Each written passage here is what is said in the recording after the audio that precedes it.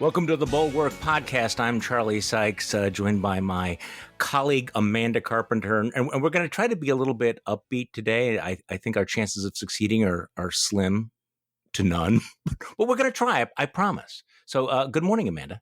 Hey, I'm upbeat. You know how I am.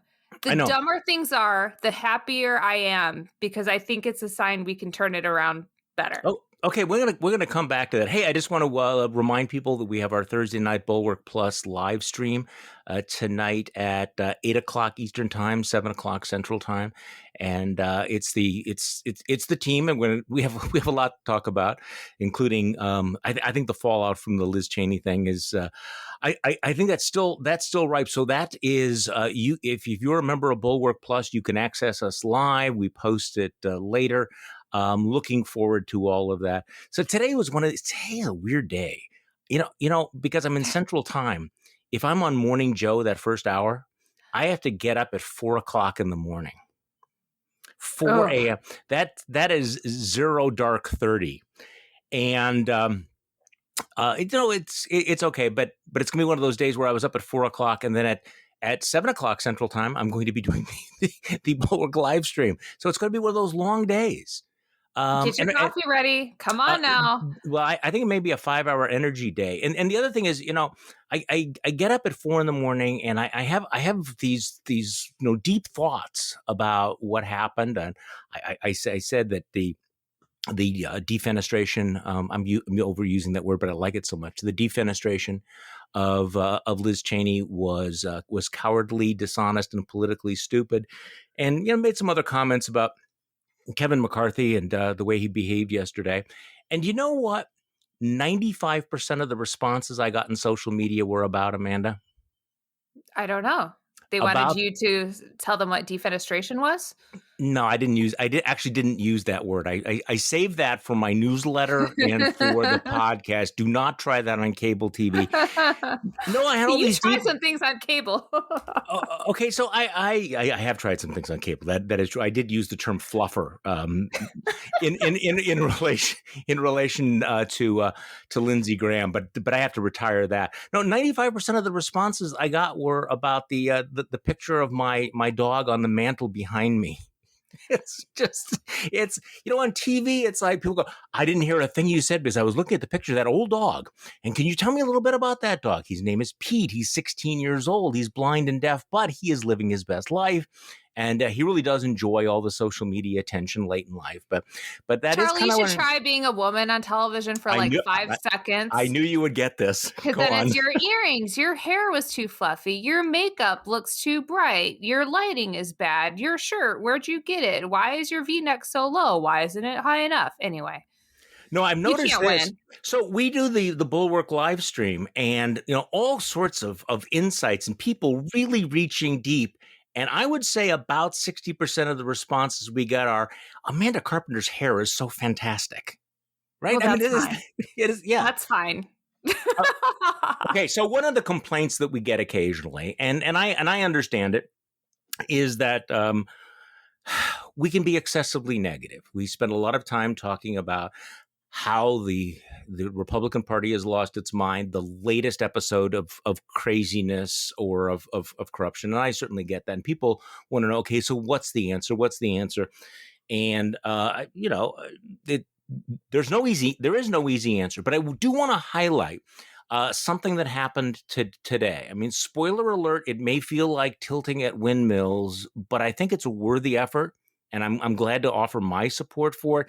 This is this group of dozens, if not hundreds, of Republicans and former Republicans who've signed on to this basically the Not Crazy Party agenda. It's a call for American renewal. I posted it in my newsletter today. It's making the case what the Republican Party needs to do, and if it fails to do it, then we need to have a third party. And it lays out 13 principles: democracy, our founding ideals, our support for the constitutional order, truth, the rule of law, ethical government, pluralism, civic responsibility, opportunity, free speech, conservation, common defense and welfare, leadership. And some of the people who've signed on have a piece in the Washington Post. We cannot wait for the GOP to clean up its act, so we're creating an alternative movement. And it's signed by Charlie Dent, former congressman, Mary Peters, who was Secretary of Transportation under the second Bush administration, Denver Riggleman, former Virginia congressman and a friend of this podcast, Michael Steele, former chairman of the RNC, Christy Todd Whitman, former governor of New Jersey, a lot of other names I think that you would recognize. And they make the case, look, somebody has to give a voice to millions of Americans who feel politically homeless and try to give them some sort of a vehicle to chart a new path forward. It's going to be hard. I mean, because the Republican Party seems thoroughly, corrupt. And you would have thought that the January 6th insurrection was a wake-up call. Look, a lot of people have already left the Republican Party, have given up on the Republican Party. And what they're arguing is, say, look, we know. Let me just read this. Some no doubt will urge us to just join the Democratic Party. We believe that inching toward a single party system would be dangerous and would fail to represent the diverse viewpoints of our nation. America cannot have just one party committed to preservation of its democratic institutions. There must be at least two, if not more. And I think that's the important point, that, as much as I have almost no faith in the Republican Party's ability to heal itself right now, it is a crucial point that you need more than one party to be rational or have some sort of a connection with the truth. So your thoughts about this, Amanda? Because I know you're always upbeat. Yeah, no, this is good. This is positive. In lieu of a Republican National Committee agenda, we now have one. And it is very significant that there are so many former Republican elected officials and appointees who have experience working in administrations. I realize the Trumpers will say, oh, this is just an elite, there's no grassroots movement, blah, blah, blah. There's some truth to that. This isn't quite a bottom-up movement yet, but these are people who have expertise, experience, and know what's missing. There are people who should be in the Republican tent and are saying, I can't go in there right now. I don't know what to do, but this is what I'm looking for. This is where I want to go. I do think a group like this is still fighting the idea of whether they want to remain in the party or go third party. I think it can be more simple than that. There's two routes. Either we're Republicans and we're not going to vote for people who uphold the big lie, et cetera, or just be independent. Just be independent. Yeah. And vote for who you want to vote for. Because the people on this list, they may have voted for Joe Biden in the last election, but they are not Democrats. And it's so weird to me to see people from the Trump camp say, oh, well, they voted for Biden, they're not Republicans anymore. It's like, okay, like you want to shrink the tent. That's incredible. It's an incredible admission that they continue to make. But like, okay, fine. And I've always maintained that when you look at these types of people who are on this list, those are the people that make Republican majorities. And if you want to take power again, you have to find a way to get them back. And instead of catering to the most conspiratorial voices in the party that will just go along with anything to win, why don't you cater to the smart people who can lead all these sheep followers into a better direction? Yeah, I mean, you mentioned this is what it takes to have a majority. And by the way, you can tell this is already touched a nerve, because the former guy down in the Orange Versailles has issued a statement, a sort of long rant, crazy statement, attacking the group and going off on the other rhino losers. Well, let me see the good part here. Miles Taylor and his fellow rhino losers like Tom Ridge, Christine Todd Whitman, and crazy Barbara Comstock voted for Biden. Okay, so Tom Ridge is the former governor of Pennsylvania. Christine Todd Whitman is the former governor of New Jersey. Barbara Comstock is a former congresswoman. Bill Weld is on this list. Paul Rosenzweig is on this list. Mickey Edwards, longtime former congressman. Let's see, who else is there? Michael Chertoff, who used to be the Secretary of Homeland Security. Michael Steele used to run the RNC. Let's see, who else is here? David Durenberger, former Republican United States Senator. Elliot Cohen, Bob Inglis, who used to be a congressman as well. Tom Campbell, Tom Coleman. So these are people from Wisconsin. Thomas Petri, congressmen. So these are people who've actually at one time been part of Republican majorities or minorities. But I love the former guy's rant here. I love this. They voted, all of these loser rhinos voted for Biden, and now look what they have: a socialist regime with collapsing borders, massive tax and regulation heights, unrest in the Middle East, because that's all Biden, and long gas lines. He is even giving us men setting new records playing women's sports. What a disaster for our country it has been. See, that's where it's like, this is not a parody. Joe Biden is giving us men. Yeah. Is that all from the Florida blogger, which is what I think he should be referred to by now? Yeah, the Florida blogger. Okay, so having been upbeat about the possibility that there is a third way, a rational, not crazy path for people in politics, let's talk about what happened yesterday. And of course, everybody knows the news about Liz Cheney. They didn't even have a on the record vote. They voted to throw her out of the leadership position by a voice vote because she was such a distraction, right? So all day long, all the Republicans talked about was, in the news cycle, was dominated by this. I mean, there is an alternative reality in which Republicans were talking a little bit more about infrastructure, about inflation, other things. But one of the highlights of yesterday was to give you an idea of how far the Republican Party has gone from the truth. The day that they throw Liz Cheney out of her position because she tells the truth about the election and about January 6th, you had this hearing, and I'm sure you saw this, Amanda, and you had, since you've written a book about gaslighting, you had one Republican after another not just pretend, but make the argument that January 6th was really no big deal. So here is, who are these congressmen? Congressman Clyde, Congressman who's the second one? Well, there's three of them, and Paul Gosar. But these are three elected House members in an official House hearing talking about the riot of January 6th. Let's just play it. The denialists. This hearing is called the Capitol Insurrection. Let's be honest with the American people. It was not an insurrection, and we cannot call it that and be truthful. The House floor was never breached, and it was not an insurrection. This is the truth. There was an undisciplined mob. There were some rioters and some who committed acts of vandalism. But let me be clear.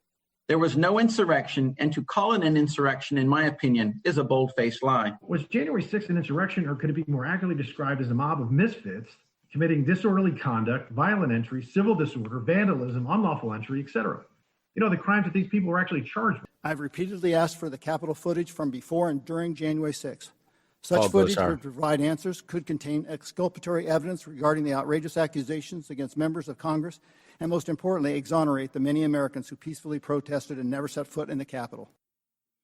Yeah, peacefully protested. And of course, Paul Gosar talking about the peaceful patriots there. So, Amanda Carpenter, what's extraordinary about this is not only are they engaging in revisionist history, but it's like they're doing, you almost need a split screen. Like, we were there, we've seen the pictures, and they are fully now invested into retconning this into, it was no big deal. 5 people may have died, but it's a lie to call it an insurrection. Yeah, everyone needs to quit calling people like this cowards who are just caving to the big lie to appease their supporters. These people are dangerous liars who are so arrogant in pursuit of their own power that they do not care if anybody gets hurt. They don't care. They are so concerned about their own positions. I mean, I just Googled it real quick. The dictionary definition of an insurrection: it's a violent uprising against an authority or government. I would call hundreds of people storming the Capitol, breaking lines, fighting with Capitol Police, fighting with DC Police, a violent uprising. I don't know what else you call that. Not a normal tourist visit. No, not a normal tourist visit, not nice people having picnics like Ron Johnson. And all this does for me is confirm Liz Cheney's point and purpose in challenging leadership on their commitment to the big lie. Because if you look at what she is saying, she's saying, yes, it's dangerous, but this is not a past event. This is an active thing we're dealing with. They're actively spreading this and dismissing how dangerous that day was, and that increases the likelihood it would happen again.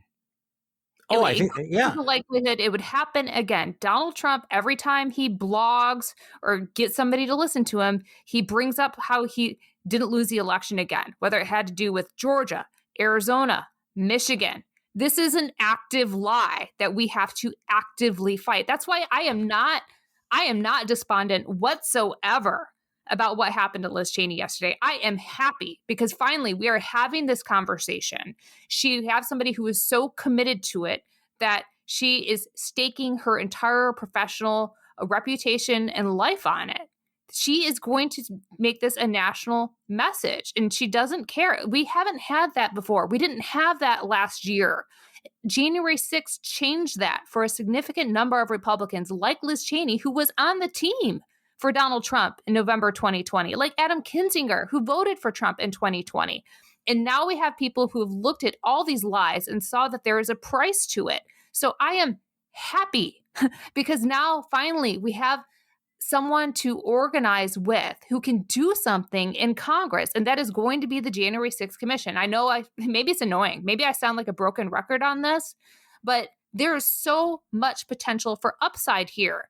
Now that she has cut loose from leadership, she can work with the Democrats to get this passed out of both houses in Congress. They control both. You can stuff this into a reconciliation bill with only 50 votes.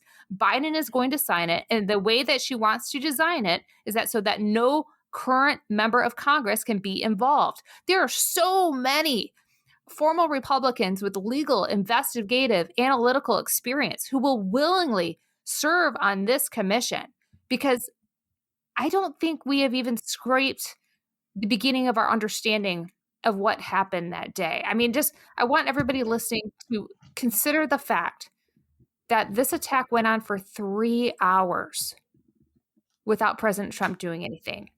3 hours. No one could make the call. We were watching it on television. There were members of the military sitting in a bus, waiting to go, waiting for the green light.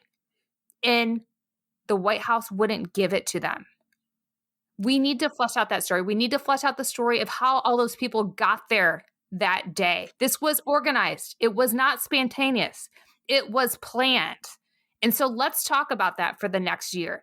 I am thrilled to have that conversation.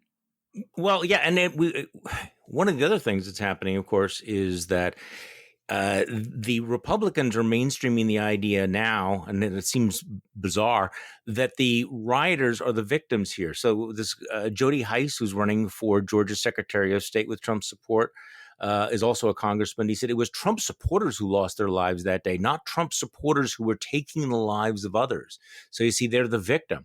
And Christian Vanderbrook tweeted out, the idea that the pro-Trump rioters were the real victims on January 6th is now a mainstream GOP position, and you should blame the spineless establishment for letting the lunatics walk all over them. My only concern is that because they're so invested in this big lie about January 6th, that the Republicans will try to discredit any commission in the same way that they were able successfully, at least on their side of the aisle, to discredit the entire Mueller investigation. I mean, early on, they will. And so, but I totally agree with you about that. Now, speaking of the big lie, Kevin McCarthy keeps moving from sort of one strategy to another. And he's trying something else yesterday. He goes and he meets with President Biden, and he comes out from the White House, and he's apparently now decided he's going to lie about the big lie. So it's like you have the big lie, and now he's going to lie about the big lie. This is what Kevin McCarthy said yesterday. Well, first of all, the conference will decide, but I don't think anybody is questioning the legitimacy of the presidential election. I think that is all over with. We're sitting here with the president today. So from that point of view, I don't think that's a problem. Fill in the gaps for us because... What? No one is questioning the legitimacy of the presidential election. Okay, I'm sorry to keep coming back to the gaslighting, Amanda, but it's like, yeah, what about the guy whose ass you have been kissing for the last several months down in the Orange Versailles, who questions it every single day. Are you kidding me? No, it just never happened. We have this entire universe out there of people who are questioning the legitimacy of the election, who are buying the idea the election was stolen. It was behind the insurrection, that's behind the audit down in Arizona. And Kevin McCarthy saying, no, nobody actually thinks that. The day they fire Liz Cheney for pushing back on it. Help me with this, Amanda. It's frustrating because when people make such blatant misstatements like that he knows are not true, it's just playing on the politeness of everyone around him who has to listen to it. Like, he knows he can go to the camera and say whatever. I mean, who's going to shout back at him? He has the microphone. And that's what's just so, the way this is set up, it's just like, we all just have to sit there and listen to it, I guess. And he knows that. And that's why Elise Stefanik is going to go there and message that, because there's no downside to lying. And we all just look stupid. It feels bad because we feel stupid having to listen to such stupid things. That's what gives you that feeling like, I can't stand this. And it's just, you can't tune it out because you have to fight it. So again, channel your frustration into getting behind Liz Cheney for this moment. And can we just have a word with our left-leaning listeners? This isn't directed at all of you, but I get so much pushback that, don't make Liz Cheney a hero. Number one, who's actually making her a hero? I will, but that's me. She doesn't have principles because Iraq war and blah, blah, blah, blah, blah, blah, blah. Like, really, are you going to do this? Can you not find it in your mind, in your heart, to make a temporary alliance with someone who's working with you on the most important thing right now? Are we going to do this like whole George Washington thing where because he owned slaves, he shouldn't be recognized as a founder? Like, is that what you want to do with Liz Cheney? Because otherwise you get no help. You get no bipartisan commission. You get nothing. Okay. So find a way to work with her. I get the pushback. Liz Cheney is no saint. She's no Joan of Arc. Okay, nobody's saying she's a saint. Okay, that's not what this is about. And also, folks, you on the one hand, see this assault on democracy as an existential threat to the country, right? It's an existential threat. Okay, so she steps up and says, I am with you in this moment of existential peril. And you're going, yeah, but you voted for the tax cut, or you took this position. I mean, really. Right. So I want to go back. The one, somebody asked me this morning, what's going through the minds of some of these folks? And I had a very short answer because not much. But they also know there's no downside for many of these Republicans. They know there's no downside for saying the crazy things. In fact, they might even be rewarded for it. But also they know that there is this media ecosystem that will find ways to rationalize, defend, and deflect. So Byron York, who has become a reliable spokesperson for the anti-Trump or pro-Trump, whatever you want to call it, is tweeting out about the purge of Liz Cheney, saying what's really changed is she just wouldn't stop talking. I mean, he's one of those people that it's not because she voted for impeachment, it's because she keeps bringing it up. John Ward, the reporter, did a flagrant act of journalism. I don't know whether you saw this. This is a fantastic timeline. He said, let's review the actual evidence for the argument from anonymous House Republicans and people like Byron York that Cheney is the one who changed since the last vote on her leadership back in February. He said, am I missing anything from this list? Because it seems pretty clear the big change was that Trump began relaunching an avalanche of lies. So let's just do the timeline here.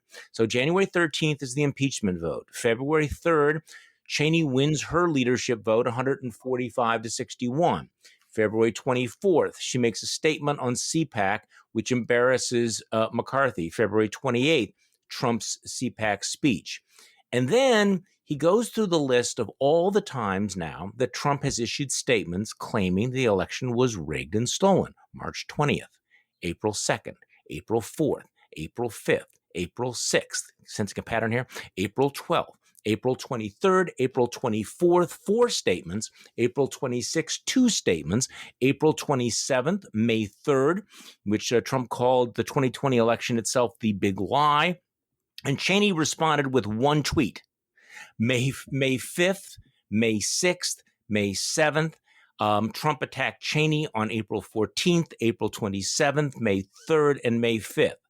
And yet, we're supposed to believe it's just if Cheney would have just let it drop. If she just would have let it drop. And there's Kevin McCarthy standing out in front of the White House yesterday saying, no, nobody's questioning whether the election was stolen. I mean, the bullshit is so heavy. It's just so deep. It's hard to wade through. Hey, speaking of which, layers of bullshit.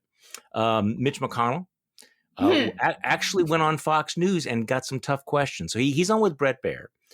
And he's saying, well, yes, we're definitely moving on. We just need to move on from being obsessed with Donald Trump. And Bret Baier didn't let him get away with it. Listen to this. All right, I'm going to try one more time. Since April 24th, fundraising emails from Republicans have mentioned the former president 97 times, an average of more than 5 times a day. You're saying the focus is not on the past, but you're using the former president's name, and Republicans are, to raise money for 2022. Well, look, each individual candidate is going to use whatever appeal they think works to try to raise money. Yeah. I'm not in the money-raising business. I'm in the Senate business, and what we're trying to do here is to make some progress for the country. I have one. Yeah, Mitch McConnell. I'm not in the money-raising business. What a joke! What a joke. Okay, so WinRed isn't going to invoke Trump's name anymore, and he doesn't care what they use on WinRed. Bull crap. McConnell, McCarthy, the Mickey Mick boys are running the same game here. They think that they thought they could make their statements about the insurrection right then, get credit, and move on. But there's no moving on from this. I mean, McCarthy really is telling people that if we just don't talk about January 6th, the questions are going to go away. You guys are going to get hammered on this in every single general election. Every single general election, especially if you fundraise off it the whole time running into those general elections. So just because you get kicked out, Liz Cheney, from leadership for just answering the damn questions when she was asked them, this doesn't go away. I mean, if anything, he's amplified it and magnified it into a much bigger deal by getting rid of Liz Cheney, but that's obvious. But McConnell, I mean, all he cares about is a fundraising and having enough money to go into these races. And all these direct mail appeals are just chock full of hysteria and fear-mongering about election integrity. And he thinks he has no responsibility from that. He really thinks elected officials don't have any responsibility for their campaigns. Yeah. I mean, I'm surprised Bret Baier asked him the question. Could have went a lot harder on him. But you can even see when people go back and watch that clip. You can kind of see him eating his words, and he's so caught off guard. And it's funny. So everyone look into those WinRed appeals. You'll have fun. Write some stories. So I apologize in advance for actually veering into the area of policy substance here, but I thought it was interesting that Mitch McConnell and Kevin McCarthy go to the White House to talk about infrastructure. And it sounds like they had at least for a couple of moments, they had some substantive discussions about, how you define socialism, how you define infrastructure, whether it's brick and mortar and things like that. But then they came out and they said, our red line is that we don't want to raise the corporate tax at all. Not at all. Now, okay, I'm a little confused. What is the liberal and the conservative position? Is it no longer the conservative position that if you're going to spend money, you have to come up and find a way to pay for it? Because I would think that would be a conservative position. But the other thing is, are you old enough to remember when the Republican Party was supposed to be at war with corporate America? And there they are standing out there in front of the White House saying, hey, the one thing we are just not going to do is we are not going to raise corporate taxes by 1 nickel. So much for the war, the populist war on corporate America. Yeah, this is why, nothing's going to get done. The Democrats want corporate taxes. The Republicans want user fees to pay for it. And this is how you spend bills without ever paying for it. Here we go. Yeah. It's just that they're at a dead end here. It's not going to be paid for. Well, and also, look, this is, I hate to have another spoiler alert here, but there's not going to be any compromise because you can tell that Kevin McCarthy is not able to be a good faith negotiator. Here is another tell. So The same day they throw Liz Cheney out, and he comes up with this lie about the big lie. He also comes out of the White House meeting where he's sitting down with the president, and they're supposed to be engaging in good faith negotiations over the infrastructure bill. And immediately upon exiting the Oval Office, his campaign puts out a fundraising appeal that reads that, I just met with corrupt Joe Biden, and he's still, all caps, planning to push his radical socialist agenda. So he goes out of the meeting in which they're shaking hands and they're pretending that they're negotiating back and forth. And the first thing they do is put out a tweet. Now, I'm going to put out an appeal. Now, of course, he didn't write it himself. I understand all that. But put out, corrupt Joe Biden is still planning on destroying America. There's no way that he is going to engage in a good faith effort to come up with a compromise or vote for anything that will remotely appear to be a win for the Biden administration. I mean, we've kind of seen this kabuki dance before, haven't we? Yeah, and this leads us back to reconciliation. I mean, I don't like passing bills by 50 votes, but if I were a Democrat in their shoes, I would say 100% cut this guy out of the process, get it done. They're not there in good faith, and that it's just so silly. Like, is that even worth it? How much money do you think McCarthy even raised off that fundraising appeal? Yeah, who knows? A couple $1,000 bucks? I mean, I'm just not that makes it right. But it's just so desperate. And that's why I look at this again with my optimistic take on things being so dark. These people aren't smart. He's not smart. No, they're not. No. These are not savvy people who can organize well and have a good message. I mean, these are just retreads from what, the 1990s? I see people going on television saying, we need to unite around Fire Pelosi. The RNC wants their talking points back from 2008. You guys are running on the same crap. And I think that's what people like Kinzinger and Cheney see. Like, we can do this better than them. It's going to be ugly. It's going to be hard for a little while. But my goodness, these guys can't even get a website going half the time. Kevin it's McCarthy not hard to argue and dumb. beat them. No, Kevin McCarthy is dumb. And I'll make an example. And I described what happened yesterday as cowardly, dishonest, and stupid. And stupid because it was the distraction on top of the distractions, but also it's because by throwing her out of that position, they have raised her profile exponentially.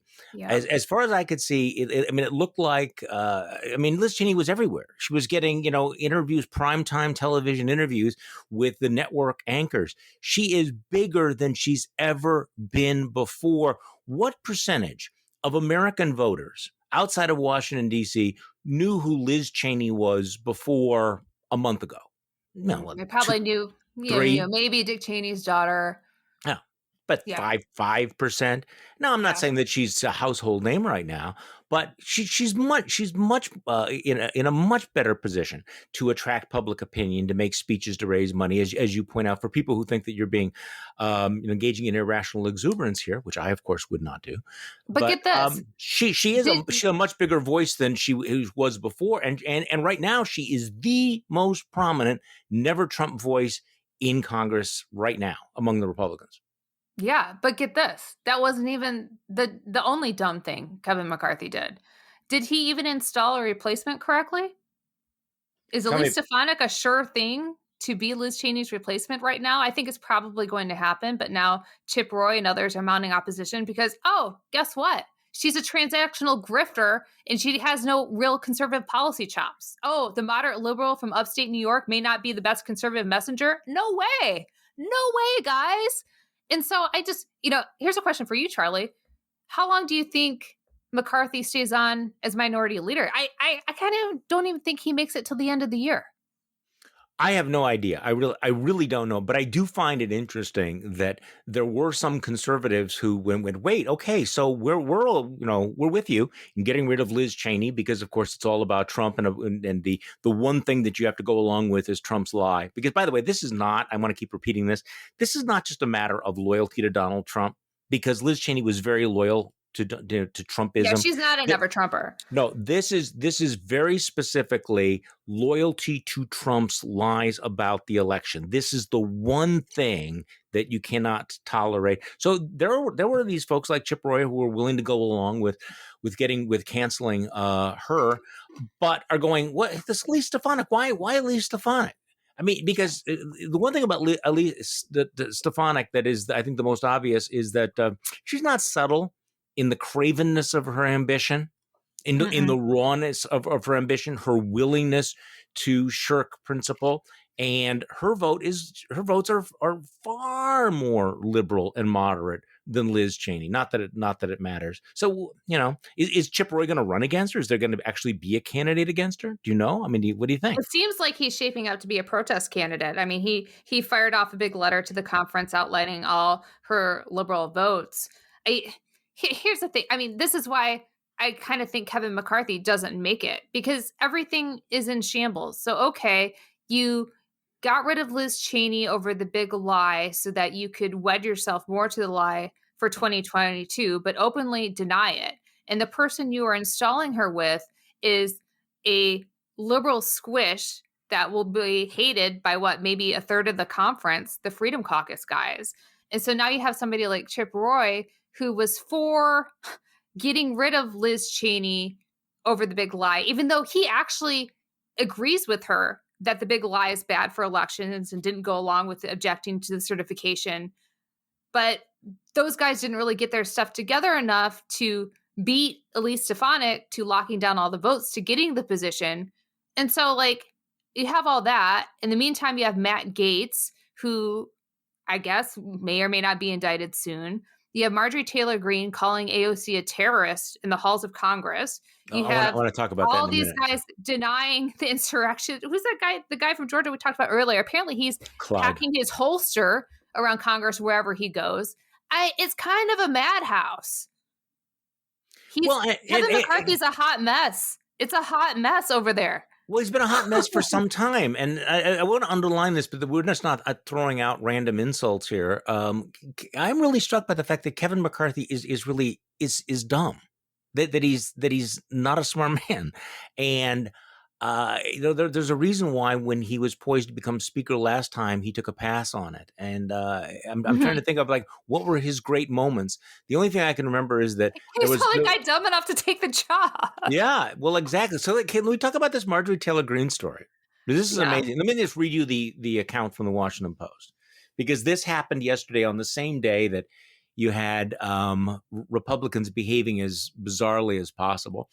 Republican Representative Marjorie Taylor Greene aggressively confronted Democratic Representative Alexandria Ocasio-Cortez on Wednesday and falsely accused her of supporting terrorists, leading the New York Congresswoman's office to call on leadership to ensure that Congress remains a, quote, safe, civil place for all members and staff, unquote.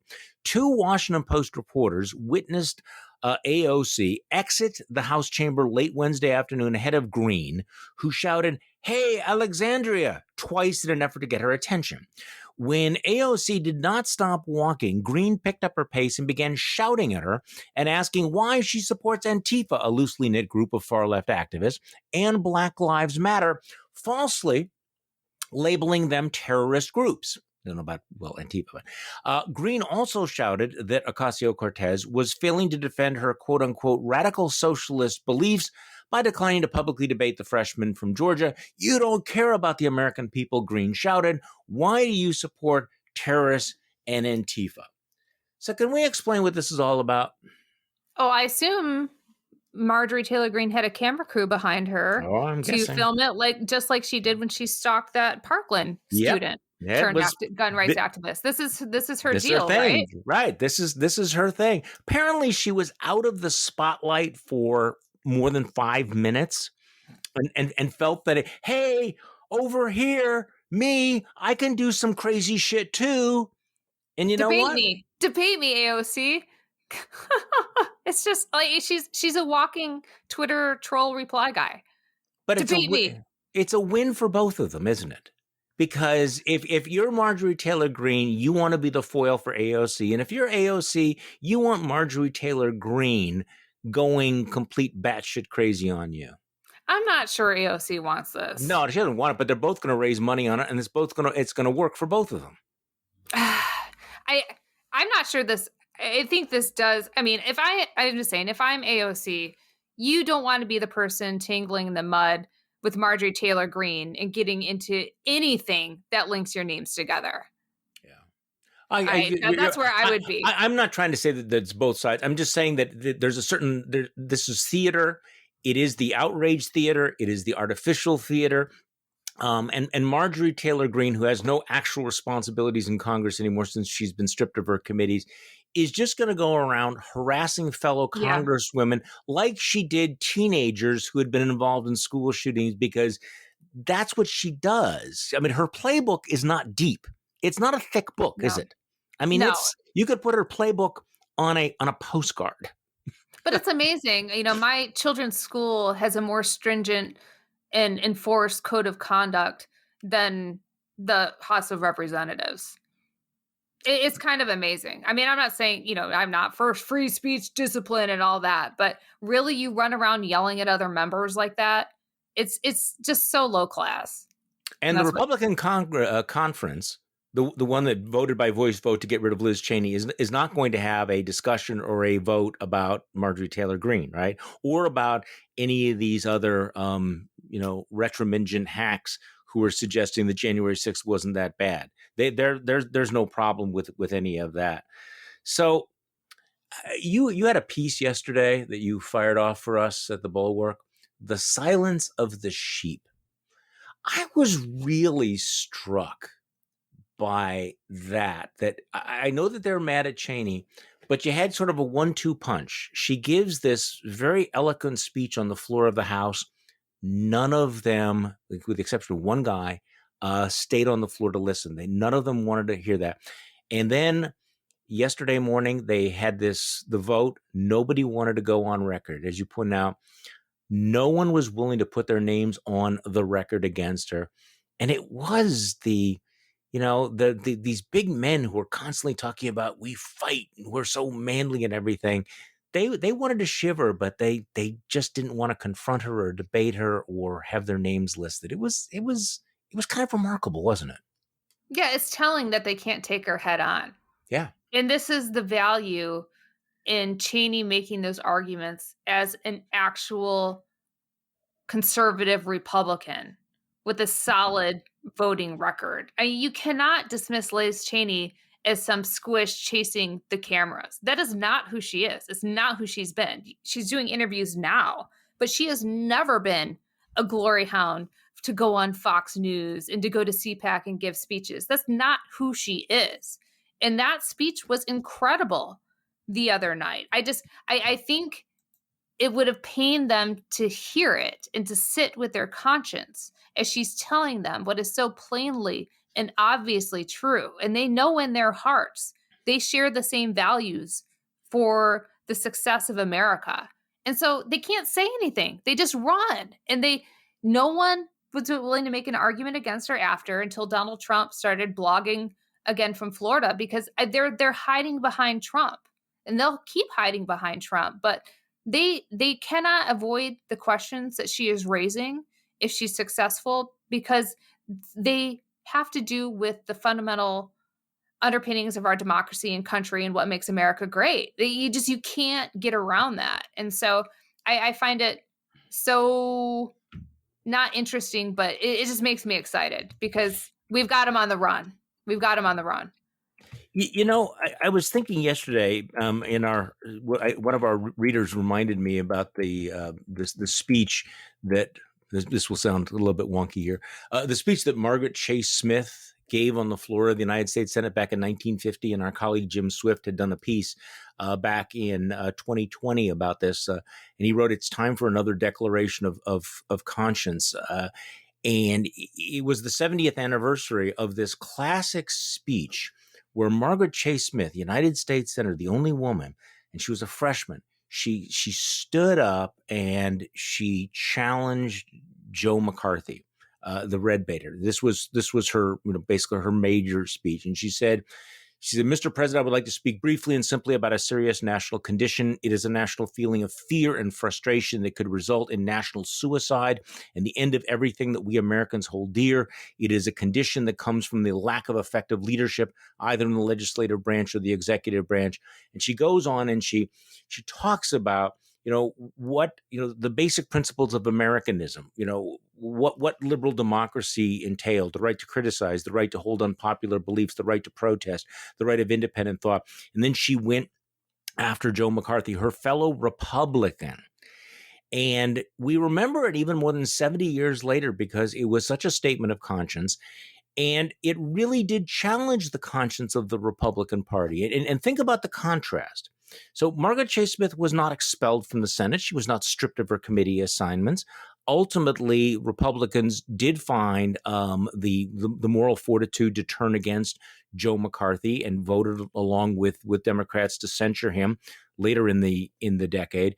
But I was reminded of her speech listening to Liz Cheney. And I think that Liz Cheney's speech is going to have some of that historical resonance, with the difference that it triggered the Republican Party to essentially excommunicate her, whereas when Margaret Chase Smith did it, there was still enough of a residue of conscience in the party that it was effective.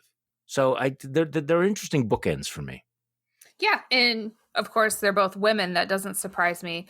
I guess I believe she lost her Senate race after that speech, but I guess the point that I see in this is that just do the right thing, make the argument, because no one remembers that she lost her Senate race. They remember that speech because it has stood the test of time.